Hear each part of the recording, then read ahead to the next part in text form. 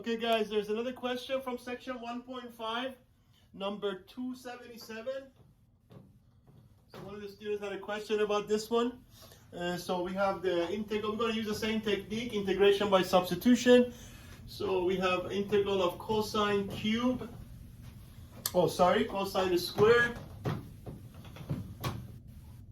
pi t. Now don't forget your pi t is your angle for which you're taking the cosine, of course, and squaring that. And then times sine of pi t, and then dt, okay? So we're going to let, in this case, u, I'm not sure if this one is giving you the u or not, but either way, ultimately, you have to make the choice for u yourself. So we're going to let u be, and by the way, if you do make the wrong choice for u, once you find du, you realize that that's not going to work, okay? So let's try this choice.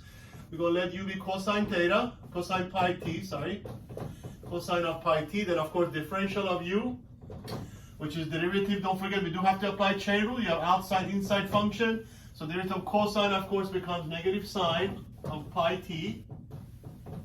And then times the derivative of the inside function, of course, with respect to t, derivative of pi t is just pi. Because remember, pi is a constant. And don't forget your dt. Okay? So now we're going to basically solve for dt, because ultimately we have to go replace dt in terms of du. So if you divide both sides by all this, which is negative sine pi t, pi times pi, negative sine pi t times pi. So as you can see, of course, that cancels. So all you're left with is your dt, which becomes du over negative sine of pi t times pi. So now we're going to go over here, replace everything in terms of u. So cosine pi t we called u, so that becomes u squared. And then of course sine of pi t is still there. Then you're going to multiply by dt, but of course don't forget dt is represented in this form in terms of u.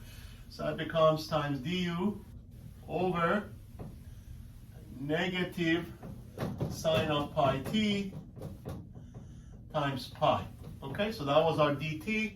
So we just replace the dt, original dt, with this. Now here, of course, the sine pi t cancels the sine pi t. So you're really only left with negative pi downstairs. I'm just going to move that in front. Don't forget, pi is a constant. You can always move a constant outside the integral. So that becomes negative 1 over pi. And then, of course, integral of u squared du. And now you should be able to finish it, because that's just going to be a power rule. So let me take it upstairs. So now,